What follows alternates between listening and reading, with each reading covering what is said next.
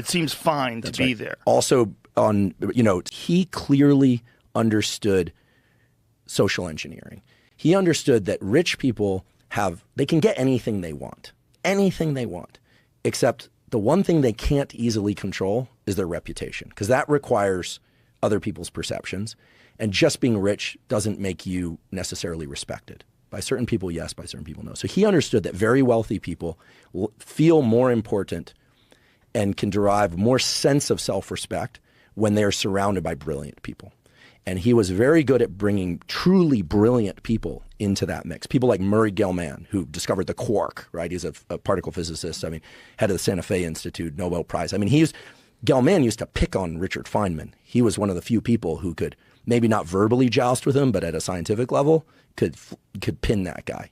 Scientists spend time with rich people. I'll be really honest. I do a lot of work for these days for talking about science and trying to generate science philanthropy. That's a big part of my life now, trying to generate money to give to studies that are really interesting and valid. We could talk about that if you like.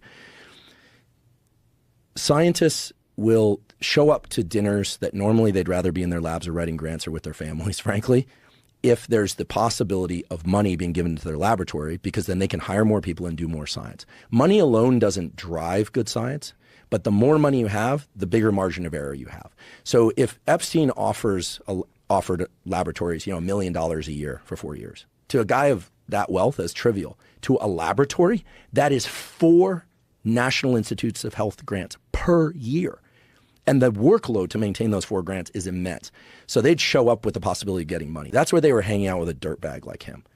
And they had blinders on. Either they knew or they didn't know what he was up to, but they had blinders on because they weren't thinking about the implications. Well, it's also one of the things about something like that must be that if you go there and you see Steven Pinker and you see Lawrence Krauss and you see Bill Gates, it seems like you should be there. It seems fine to be there. Also, on sinister, diabolical, narcissistic, and sociopathic, but brilliant social engineering on the part of Epstein. Yes. He understood that they felt comfortable in the room because of who else was there. Yeah.